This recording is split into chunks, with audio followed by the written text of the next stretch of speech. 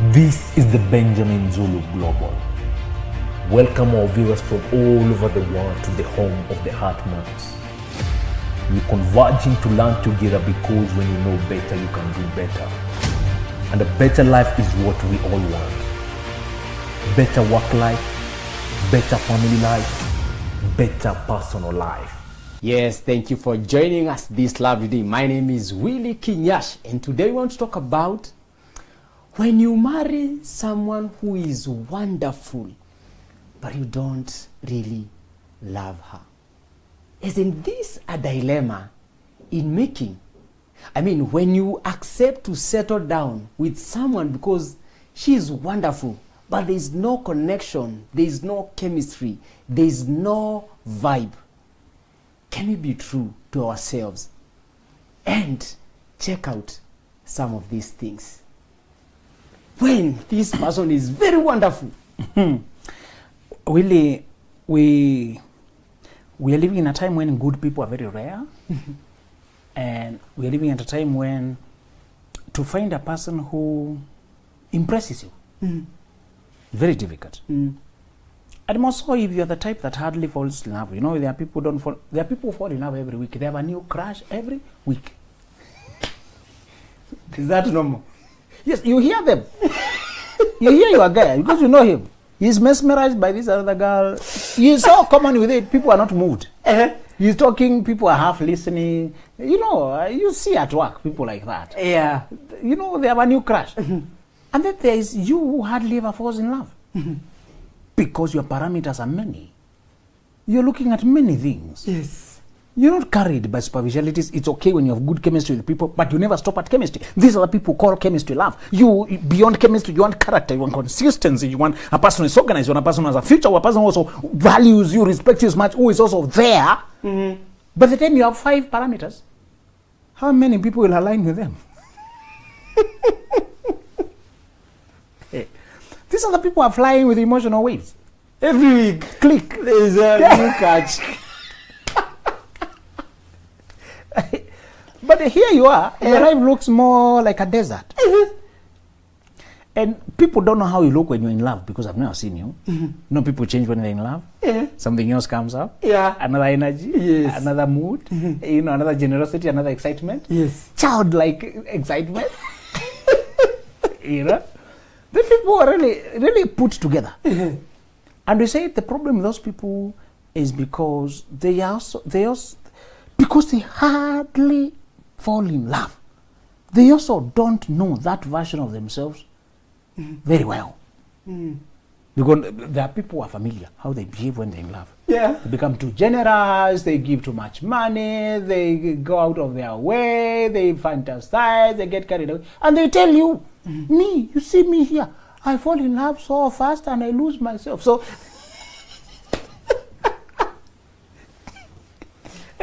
it happens so often. Now they know it. Yes. And they can tell when it is beginning. Imagine it is happening again.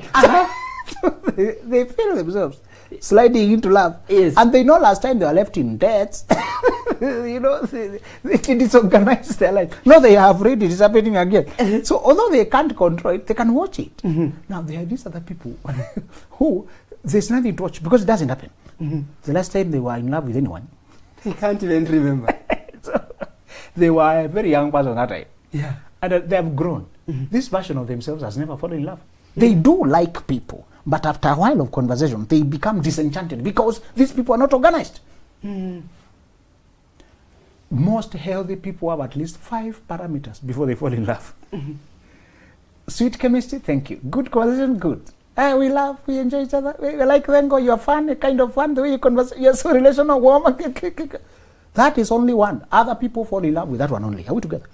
Now, you here with 4 other. After this one, after wonderful conversations, I want to know how honest you are elsewhere in life. How you keep your word. How you have treated people in the past. If you start checking up things about integrity and management of money, and how people behave at work, and how they talk to people, whether they are polite and courteous, whether they are clean, if they maintain the environment, and that's a deal breaker for you. If a person's personality traits matter to you, you will not be falling in love every day. The other parameter is readiness. Were they looking for anything serious, or it just happened as a chance? They found an exciting person here. So when you ask them, what are you happening? What are you doing with your life? What are you guys? This is only first date or first conversations. So what's happening with your life? Man, right now I'm just lost a little bit, and I had that thing that fell apart. I was just buying my time, see if I can put my life back together. It's deal breaker, you're gone. Yeah. You want a person who's saying, I'm looking for a person who's ready to settle. Those are 3 parameters only. You have 2 others. How is their family organized? Will I be swallowed by my in-laws? Do they have individuality? Can they say no to their mother? Is there a healthy dynamic? Yeah. Or they are controlled and spoon-fed and puppet controlled? That's a parameter number 4. By the time you go to parameter number 5, where do they see their future? Or they have arrived. You know that people have arrived. They will not allow you to stretch and build anything more. They are afraid. They just want safety. Be quiet. People are looking for hiding places. Be careful.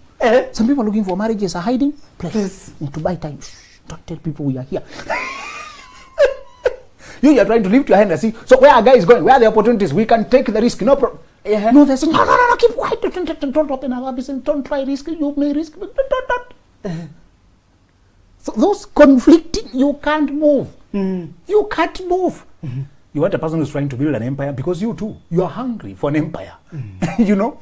And so, if you are the kind of person who has 5 parameters in order to fall in love, feeling attracted is natural. But once you are attracted, you usually look whether the other parameters are in place, and you're always disappointed. So, many times, is when you finally find a person whom you fall in love with, who fills all those boxes, except one. They're conversational, they're nice, they're warm, they're interesting, they're deep, they're funny, and they take you to a place in terms of joy, and your conversations have no end. Their career is organized, they manage their money well. Be careful with the people with criminal tendencies with money. You know, people are marrying criminals. I don't know why. Really? How will I know this is a criminal? Men are marrying criminals.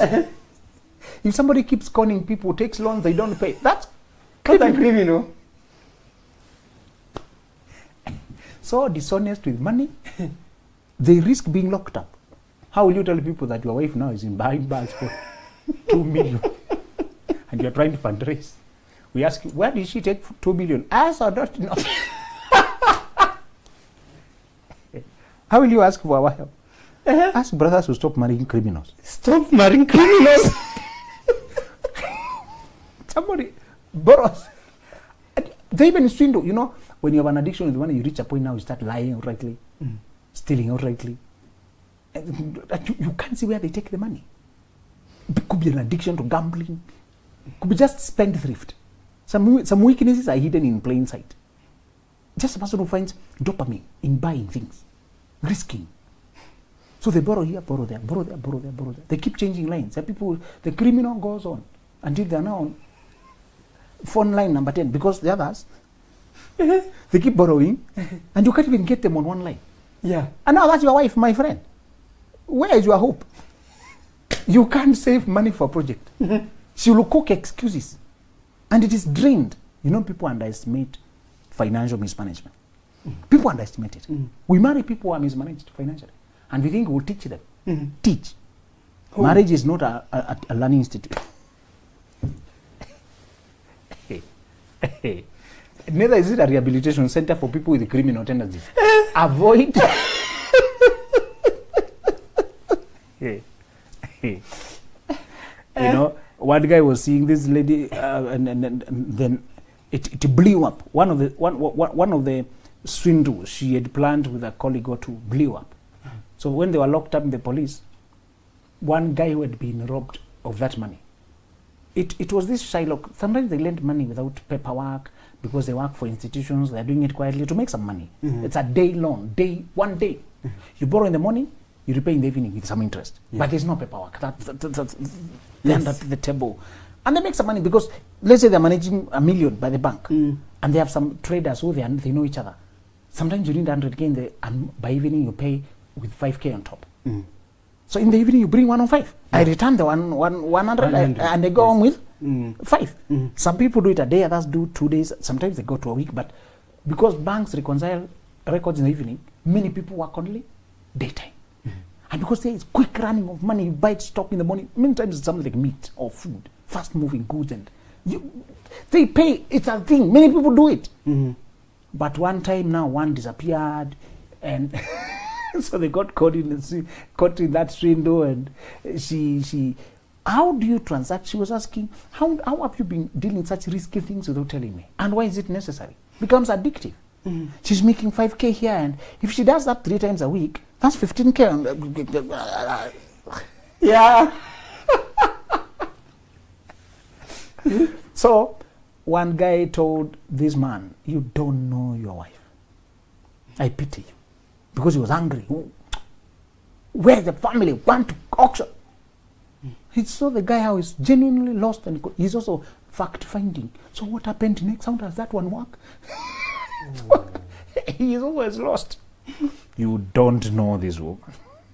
And because we do not usually respect that kind of danger, he still went back to her. The friend was updating, was telling me now they're still sinking deeper in bad decisions that are potentially, if they default, they'll be locked up now, both of them.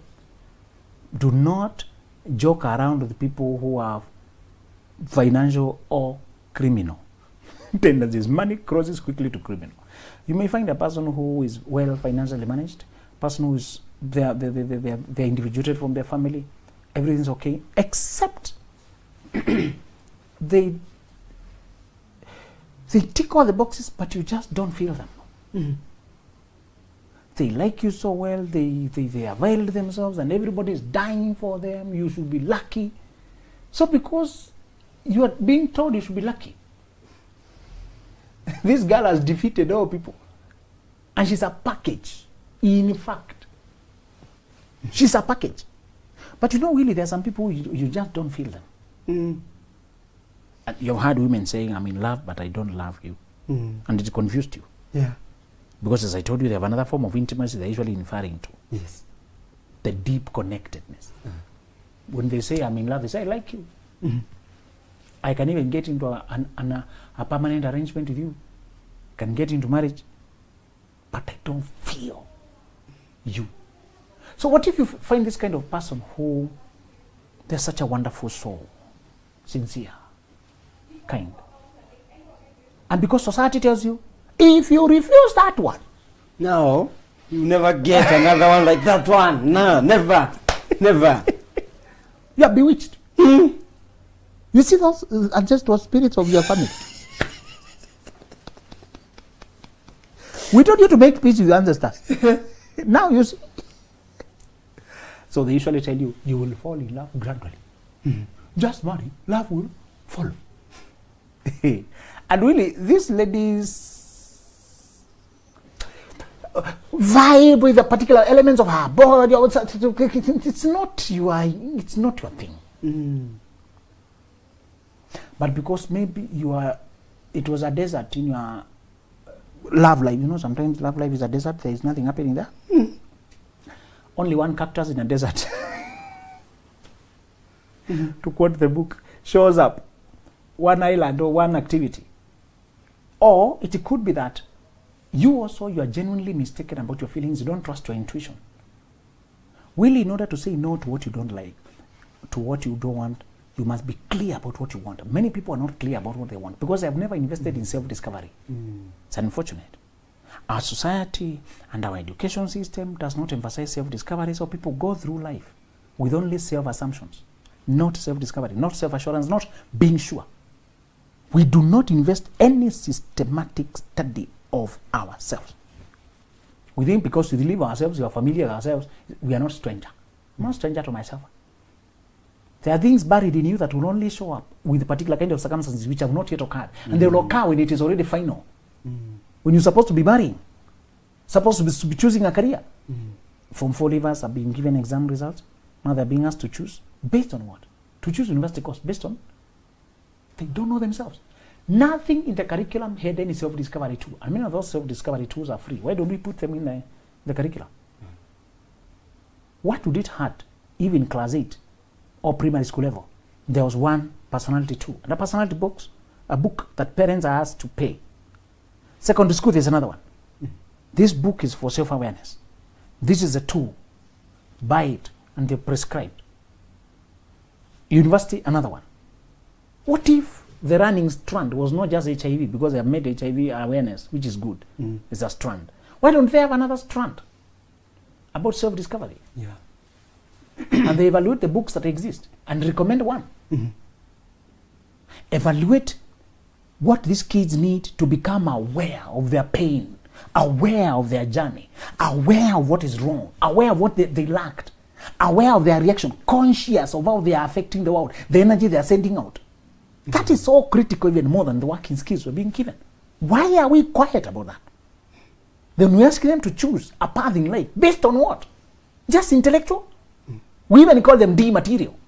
You see, when you don't have self-discovery, you don't have a name for your personality, people will label it for you D material. Yeah. Who are you? D material, C material, A material. So they go around carrying the scores they were given by an exam that was only checking memory by far and large. And they get labeled by memory. It is so unfair. Yes. So many people can't say no to this kind of lover who does not really sit into what they wanted, because they're also not conscious about what they want. But what they want, they think it will grow. There are three major problems. The moment you marry a person who is perfect in the eyes of society, you end up having a shallow marriage.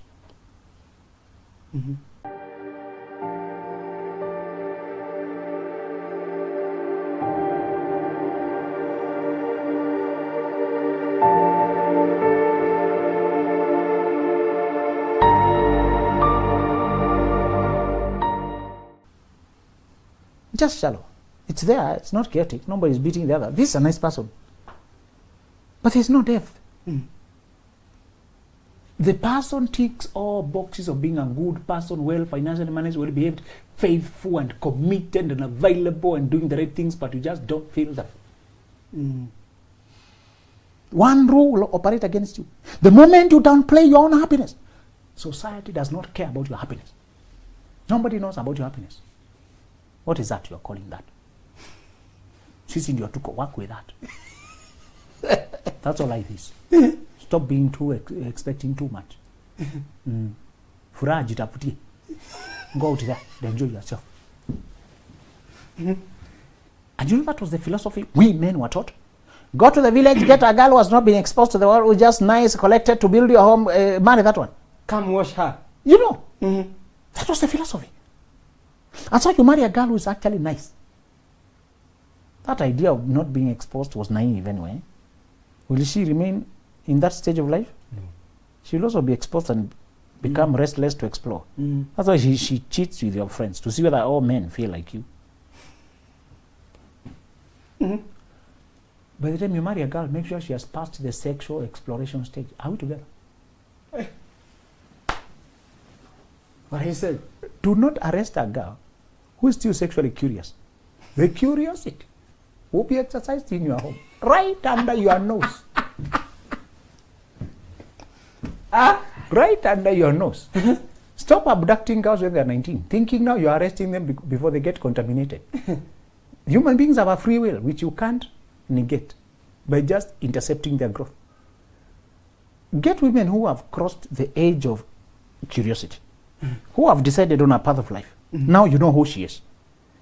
These other kids, Cerelac, yogurt, who you are picking from their mother's TV and remote control, and then bringing thinking this one is clean. Yeah. She's only clean now. Yes. She never had an opportunity. We said when people don't steal because there was nothing to steal, we don't say they are honest. We say they never had a chance to prove whether they are honest. So stop concluding things that have not been tested. Are we together? Yes. And men are still going to colleges and getting a girlfriend who is second year. And then these loyalty test guys are making very, very good content out of the stories. When he finally realizes she's cheating with so many, it's not cheating, it's exploration. She's in the stage of curiosity. So, and it's not all women who end up sleeping around. We are saying she has negotiated the face. You need a woman who has crossed that face and she's ready now to settle. Always marry a woman who is looking to marry. Don't marry a woman who is looking for a man. There's a difference. Some women are looking for a man. Not marriage. Marriage is an institution. Yes. A man is a resource. For sex, for money, for anything. It's getting. So many men have been marrying a girl who was looking for a man. A resource. Resource is about what I can get. Keeping my freedom. But marriage is confining.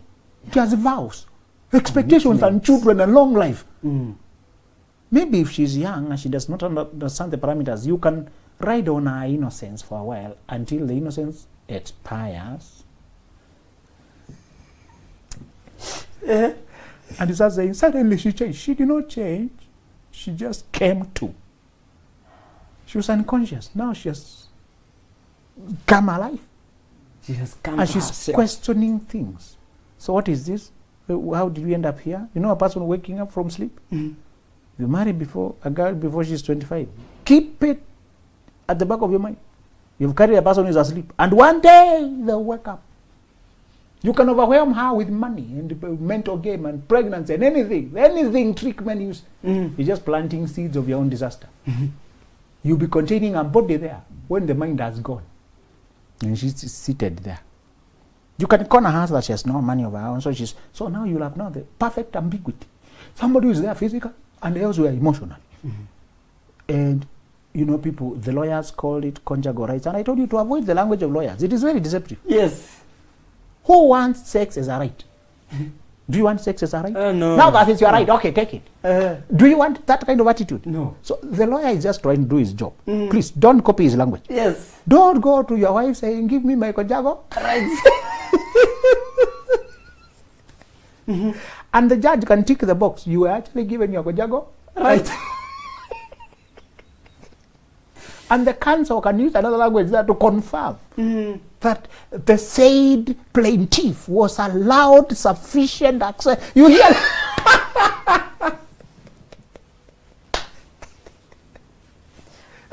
Even listen, which language are these people talking?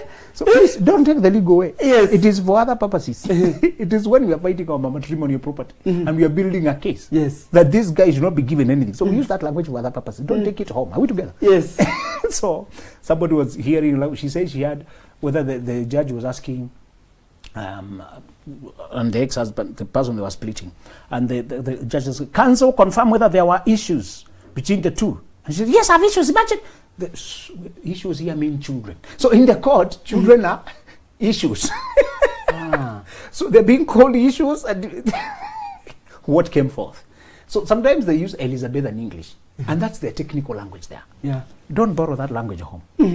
Please. You don't want conjugal rights. No. You want intimacy that has with the right attitude. Yes. So don't force people to stay with you and say you're standing on your conjugal rights. You'll be given those conjugal rights with an insult. Ukimaliza nifunike nguo. Chukua.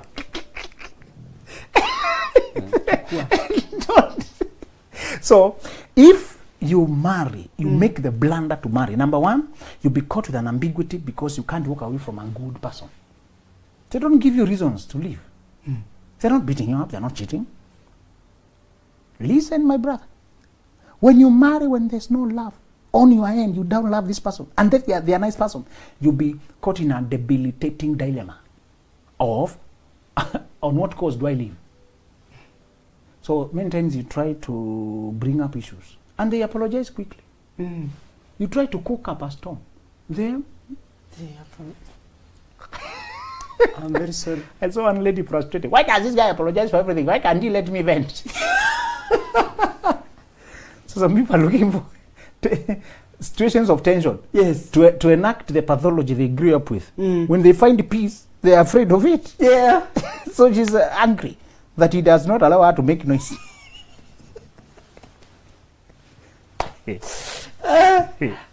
So you may joke with the conditioning until you realize it is so real. Some people are conditioned for noise and wrangles that when they find calm and smile and peace, it's unreal. No, this guy is not real. No. There's something you're hiding. I'm running away. Don't joke. One lady from Barbados, one of those islands in the Caribbean, was telling me she was looking for coaching, counseling, and the language she used, I loved it. She said, I want to deal with the negative mental conditioning that I received in my 20s. When I look at where I grew up, she was using one of the videos we were saying how to assess whether you have problems even when they are not painful. Remember, you usually go to hospital because of pain. But mental things don't always give you pain. But they surprise you on the day of reckoning. When you are supposed to depend on them to negotiate for something good and they are missing, and then you are there.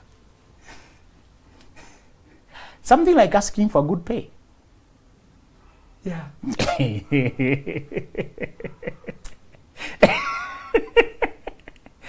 Right now you're working for 50,000. You have interviewed for an organization that can comfortably pay 150, comfortably. You have insider information that other guys are earning 120 for the role you're interviewing.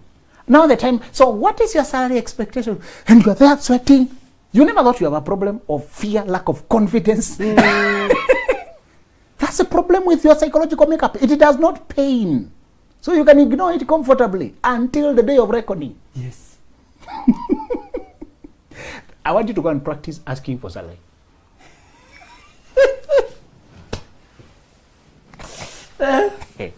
That's a good gym. Even mentioning the money. If you're a business person, practice selling a premium product. Develop your own fictitious premium product. Even if that's not your job, it's even safer that way. Learn to ask for ridiculous amounts. Knowing that nobody will pay. I did that. I developed ridiculous. Knowing that nobody will buy. That is the way you exercise. It's not madness. You see, gym is not real. Why do you run on a treadmill and you're not going anywhere? How does a gym operate? You're running, where are you going? I accept. You need your own treadmill. Yes. For psychological growth. Yeah. Running, but you're running nowhere. You want the effect of running without running. Yes. You too. Can you develop your own psychological treadmill? Why are you lifting weights? Why can't you go and pack cement? You wanted to lift weight, 50 kg. Go to a hardware and now lift real, do work. What is this you are doing here, repeating? And you even paid. Imagine you paid to lift this. What is going on here? The same physical way you exercise by lifting, you also need a salary gym. Okay? Yes. So, I did write your own letter of application of a job to guys who are not hiring. List your abilities there. Right now you're being paid 40,000. But imagine you want to ask for 250. You'll experience fear, panic. That's the gym. Yes. The first time my friend had to ask for 100,000, he struggled for a week. The client has already agreed to pay. The guy can't type it. Do you know? I've always struggled every time I come to a threshold of a particular kind of I panic, struggle. One guy sent me money to go and bank for him. I had never seen 100,000 together, so he gave me a batch of money written there, 120,000. So I should carry. Do you know? I thought everybody's a thief, and I'm carrying and I'm looking around and don't want people to come near me. And I'm seated in a car and I'm wondering whether this guy is why is he touching me? Yeah. So, what is that? I never knew I have a limitation until I encountered the situation. If you continue sitting there thinking you're happy and you're okay, and thinking I can handle relationships, no problem. On the day of reckoning, you realize you can't lift this. And yet you needed a period of exercise.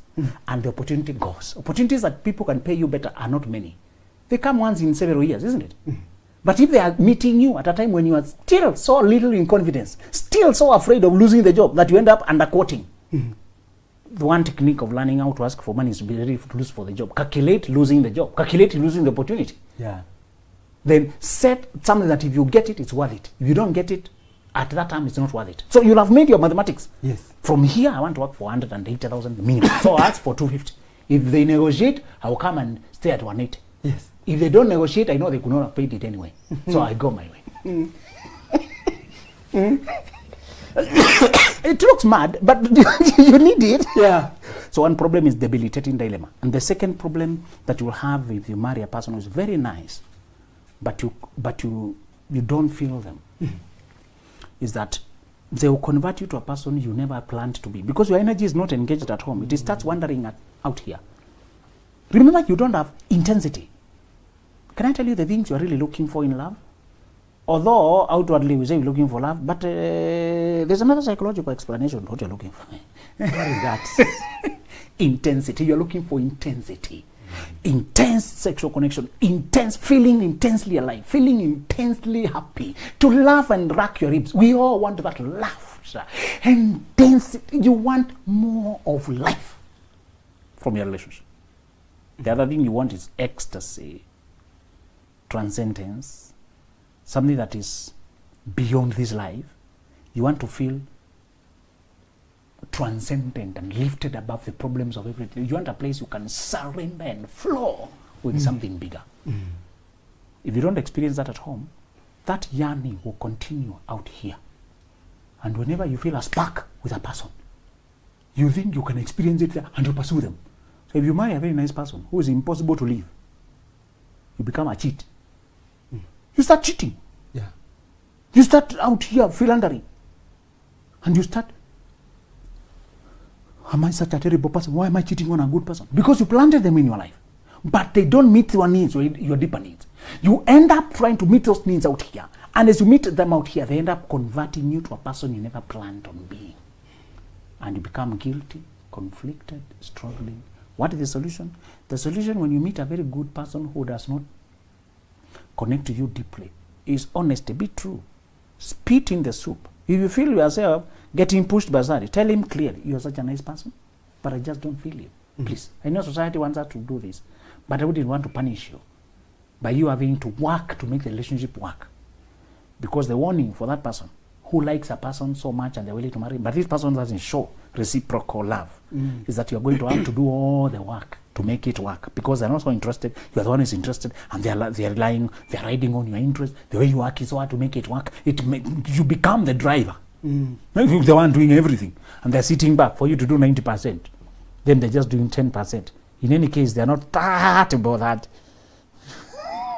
Very dangerous. It tires you, and you become resentful with time. You feel cheated. Yeah. But what happened? You stormed in their life. You worked overboard. You went all the way. You thought now when you win them, they will come to fall in love. They just relied on you riding everything. The bike riding, hoping they'll fall in love. They never fall in love. Double injustice. Be honest from the onset. Hold yourself back and tell them the truth.